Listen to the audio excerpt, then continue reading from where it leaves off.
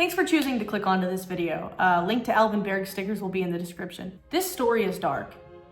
Trigger warning for all mentions of child abuse, abuse in general, sexual abuse, sexual themes, murder. If you're sensitive to any of those topics, please don't watch this video. And if you're watching this live in class, hi guys, if you don't jive with any of those topics, I will be talking about them in depth, so not gonna be mad if you leave. Not gonna be mad if you leave. Take care of yourself. All right, anyway, here's the video on Lulu. I hope you love it. I love this opera, so.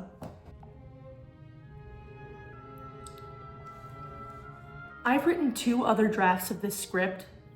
Lulu is a lot of things, and I'm gonna try to condense those things into 30 minutes. Lulu, the final work of the 20th century second Viennese composer Alvin Berg, is simultaneously a show about the world, the source material, and the man that chose it. Berg was in every way a child of the Weimar Republic.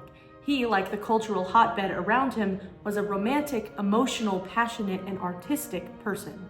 Berg wanted to be a poet before he decided on music, and he was always a fan of the theater. Childhood friends of his recall that over the summers, when they were doing holiday together, he would gather them around and make them read plays together. This attitude followed him to adulthood, where Berg himself would choose his source material for the libretti he would write. He wrote the score and libretto for both of his shows, Wozzeck and Lulu, and would pick this specific series of Frank Wiedekind plays for Lulu based on 2 main things: what the plays said about the world and what the plays said about himself. Berg preferred to pick stories he could relate to, like how he picked Wozzeck because he didn't like being an army secretary, and Lulu was no exception. Berg wrote extremely innovative scores that perfectly blended serialism and romanticism whilst also adding motifs and palindromes and the number 23 for some reason. He thought that music was equal parts feeling and knowledge, and there is no better example of this than in his opera. Throughout this video, I will try my best to explain the plot and theory behind Lulu in a way that does the show justice, whilst also attempting to capture Berg's personal parallels and philosophical beliefs, of which there are multiple examples in this show. Much like Berg's belief that you cannot separate feeling from knowledge in music, you truly cannot separate Berg's music from Berg himself. Berg wrote this show because he resonated with the message Wiedekind was attempting to portray. The New Grove Second Viennese Anthology says that Lulu was a work that Berg was fated to write, a work that foreshadowed the literary interests, social concepts, and character-forming experiences of his adolescence and youth. But I say this. Yeah. Upon his exposition to Wiedekind, he wrote to his friend Frida Semmler saying,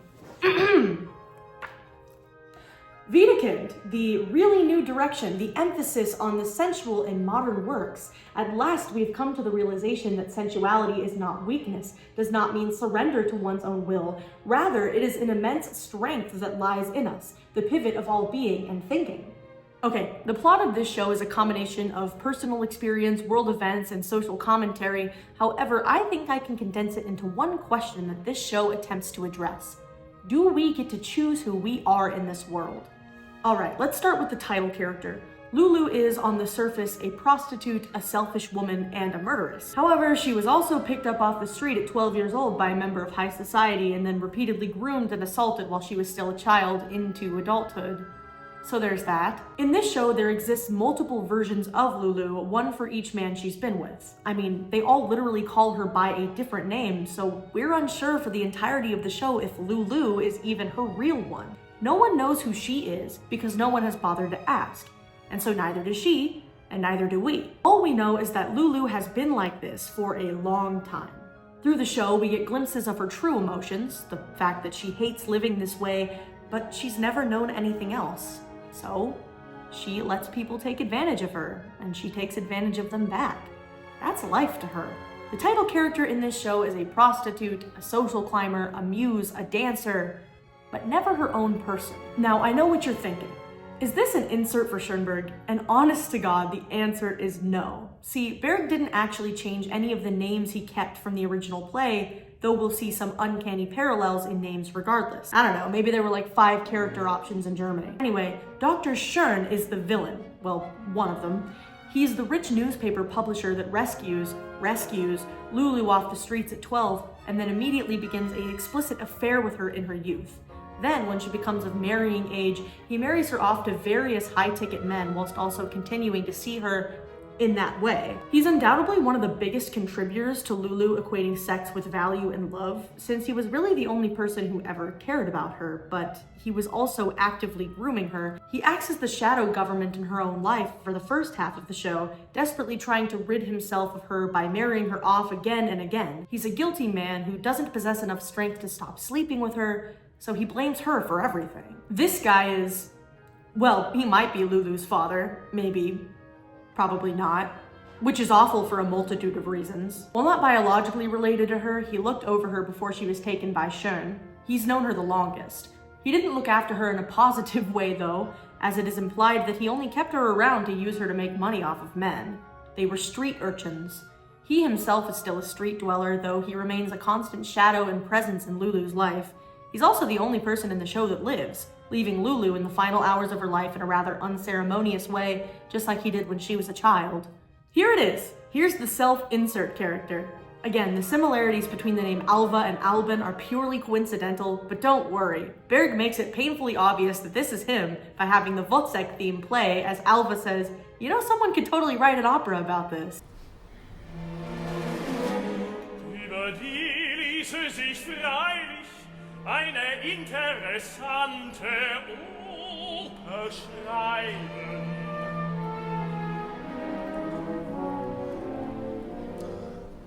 Alva is the son to Dr. Schön, which is an even more uncanny coincidence as Schönberg essentially became Berg's father figure after his dad's early passing when he was teaching him composition. And Alva is also a composer.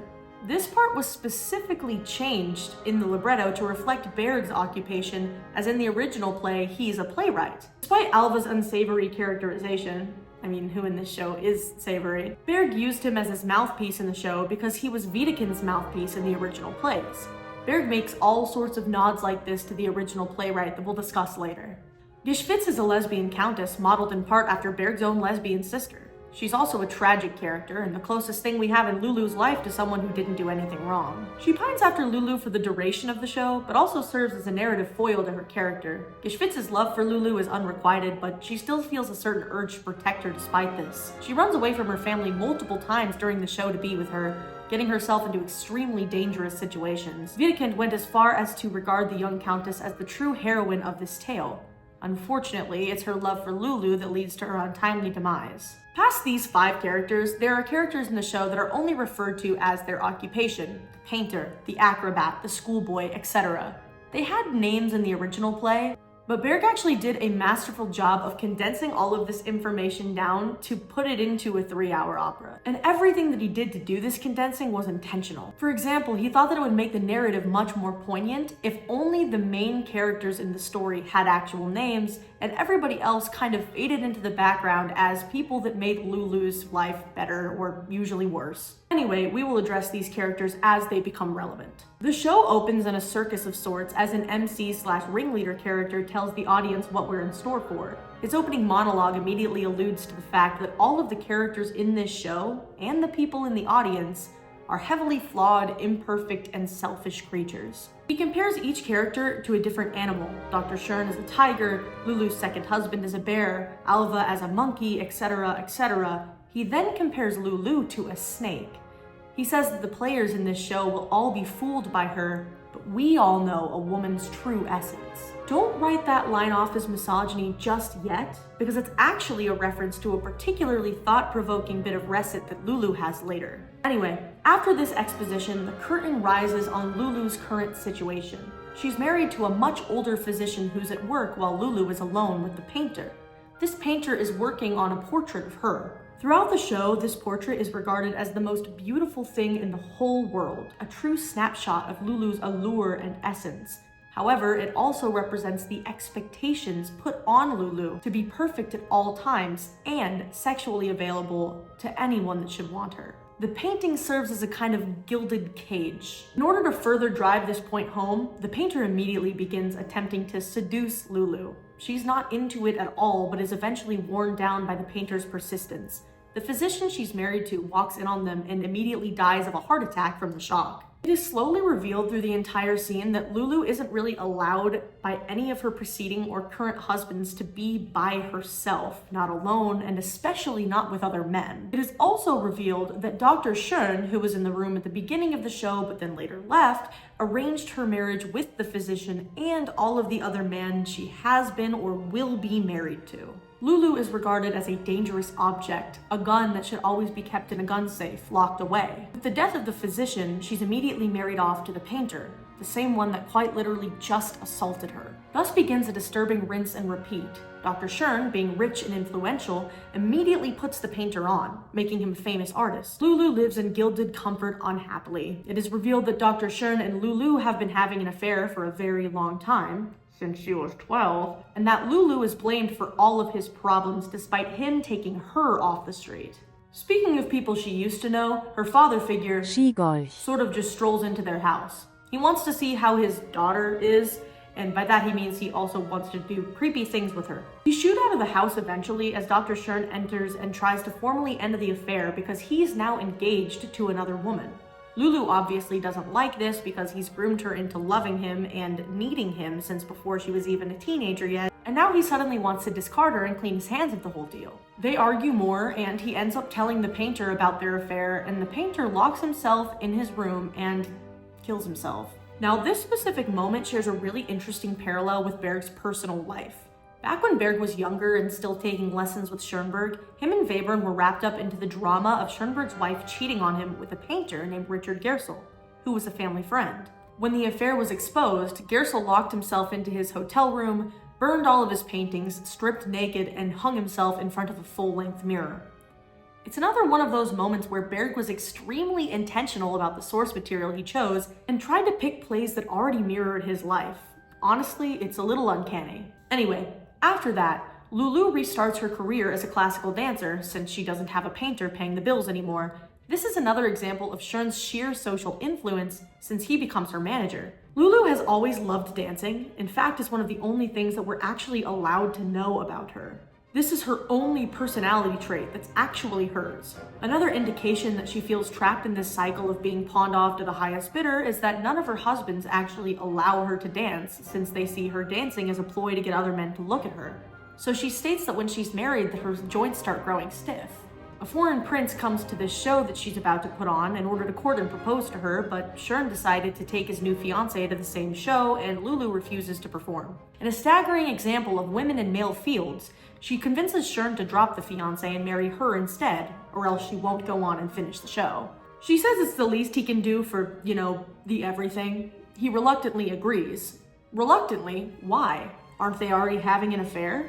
Well, yes, but Schön only wants to be intimate with Lulu and control her, and he doesn't actually love her and want to be with her, or see her on his arm.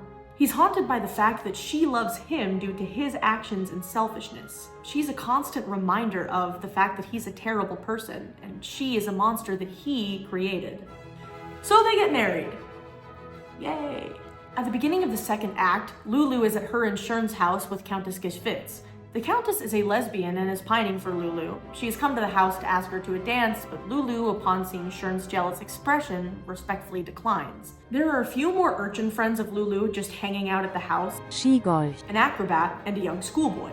Lulu shows them all the door at Schön's request, and by request I mean he's running around like a madman with a gun in his hand. Turns out he's grown quite jealous of all the attention she's receiving. However, one person is permitted to stay at the house, and it's here that we get more formally introduced to Dr. Schön's son, Alva. He and Lulu have obviously known each other since Schön took her in, and he's always making these comments about how he's always loved Lulu more than his own late mother, who Lulu probably poisoned, by the way. And guess what? Right after that, he also tries to assault her. Dr. Schön walks in on his son and his new wife, and he's obviously pretty unhappy about that. It's at this point where we really get to see Lulu's character and the damage that society and the world around her has done to her. The two begin to fight again, and Schön calls her an unfaithful, despicable woman. He points out that the men that she marries keep meeting a cruel fate due to her unfaithfulness, and how he always has to pick up the pieces in her wake.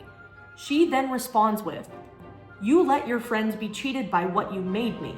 I have never tried to be anything other than what I have been taken for, nor have I ever been taken for anything other than what I am.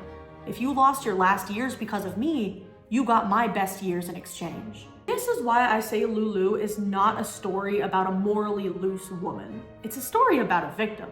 A little girl who was plucked off the street after already having been an urchin and forced to be an urchin again, this time in high society. Lulu is everything wrong with Dr. Schern, a physical manifestation of his disgusting and selfish nature. He made her, made his bed, and now he has to lie in it.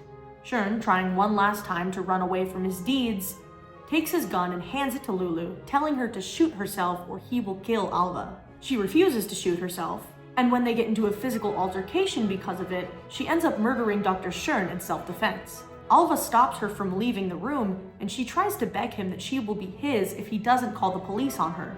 Just as her words seem to be working on him, the police show up and take Lulu away. Thus begins a rather interesting facet of 20th century music, the use of a silent film. During this intermission-like sequence, a silent film going over the next year of Lulu's life in prison is to be played. The scoring over top is a musical palindrome, or something that sounds the same played forwards and backwards. The film details Lulu being sent to a prison and contracting cholera. At the same time, Geschwitz volunteers helping cholera patients and purposely contracts it herself when she hears of Lulu getting it. Lulu gets sent to a hospital, and Geschwitz is booked into the same ward, same room. This last part of the show begins Lulu's descent back into poverty. It opens right after Geschwitz is discharged from the hospital she was in with Lulu. She makes a plan with Alva to go back to visit Lulu and swap clothes, and take her place not only in the hospital, but in prison. The swap is successful, and Lulu appears with she is now frail and sick, and the original plan was for her to flee to Paris with the acrobat, marry him, and become an acrobat herself. But the acrobat, upon seeing her gaunt appearance, is immediately disgusted by her and leaves. She hardly cares though, because her and Alva immediately start making out on the couch his father bled out on in the last act. The next scene opens on a party at the Schern residence in Paris, where people are gathered for Lulu's birthday and discussing the stock market.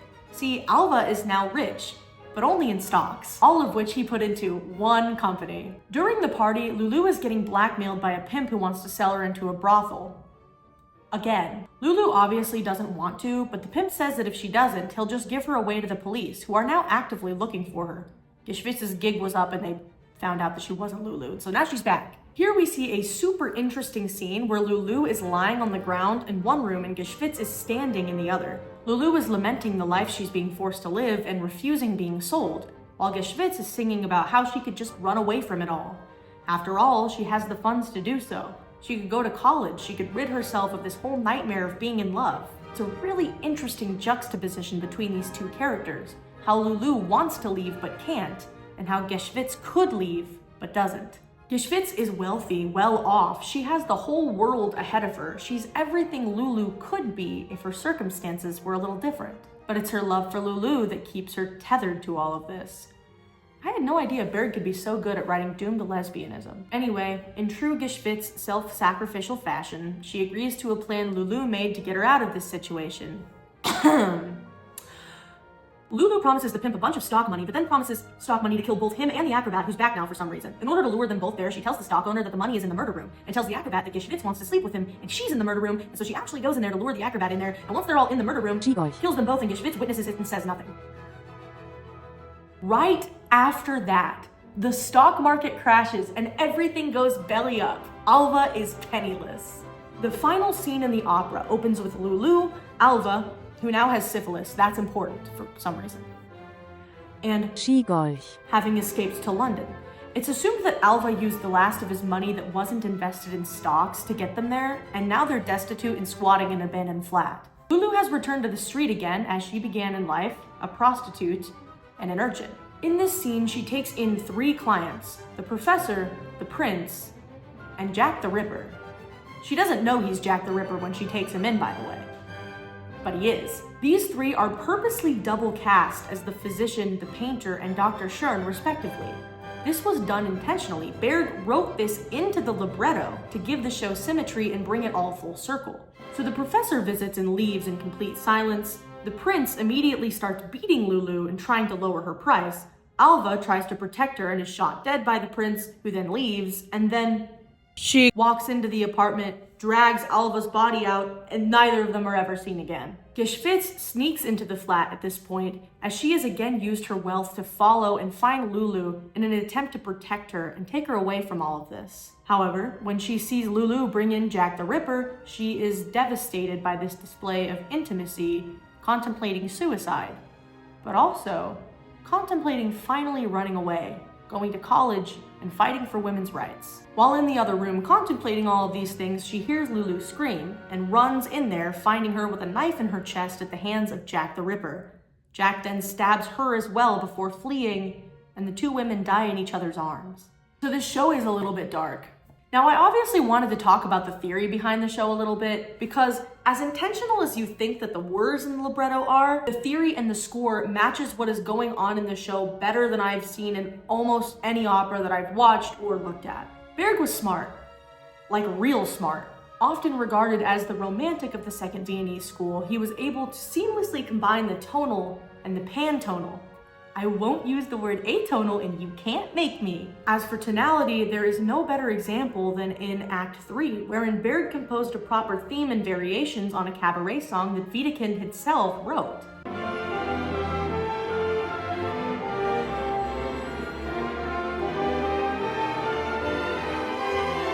Use of everything was intentional, and my personal favorite was his various use of tone rows. You see, much like his teacher Schoenberg, Berg would base many of his compositions off of a bass set, or row that he would then scramble and alter throughout the process. But Berg took things a step further in regards to the show's characters. Berg was a fan of the Wagnerian invention of motifs, or musical phrases meant to evoke ideas of certain characters or premises. Premises? Berg, however, added a serialist spin, giving each character their own row. He then took this a step further even by giving characters that were physically related, i.e. Alva and Dr. Schön, related rows. For example, Dr. Schön starts with an implied A major triad while Alva starts in A minor. This is another example of how liberal Berg was with row creation, since Schoenberg would keel over if I had said A major triad in relation to a tone row. This process didn't only give the orchestra its own character, but added another layer to the singing. For example, when one character is singing from another character's row, it means that they're thinking about them.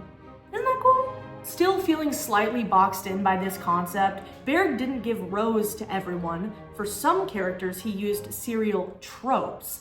A serial trope is a series of 12 notes that aren't exactly a row, because instead of being scrambled in any which way, they are divided specifically into pieces, intended to be separated in a very specific way, or ways depending on how many pieces they're divided into. For example, Countess Geschwitz has a trope that consists of two pentatonic scales separated by a perfect fifth, and Schiegolch has a trope which is a near-perfect chromatic scale split into three.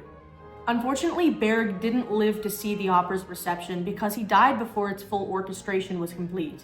He had the first two acts finished and the Act 3 piano reduction finished and was about to begin orchestrating it when an infected bug bite took his life on Christmas Eve of 1935. His widow, Helena, didn't want the opera to be finished.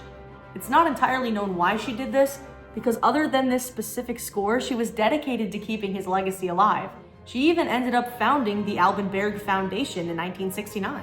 It's still hotly debated whether her unwillingness to have this opera finished was due to her loyalty to his specific vision, or the fact that she found out about his multiple affairs during their marriage.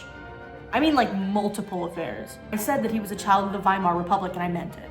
Anyway, she kept most of the surviving scoring of the final act close to her chest until her own death in 1976. Before it was finished by someone else, it did have a 2-act premiere in 1937, but since it was in Nazi Germany, it was immediately banned, leaving Lulu in rather an unceremonious spot for the better part of 40 years. The opera was finally completed by Friedrich Serra and premiered in 1979, conducted by Pierre Boulez. Neat. Similar to the reception of Wozzeck, when Lulu was finally allowed to see the stage, it was met with instant acclaim, albeit some controversy from old heads, but what good work hasn't been rioted over a couple times? It's regarded today as a masterpiece and is still done often by opera houses big and small despite its difficulty. Lulu is beloved by many, just kind of sucks that Berg wasn't there to see it.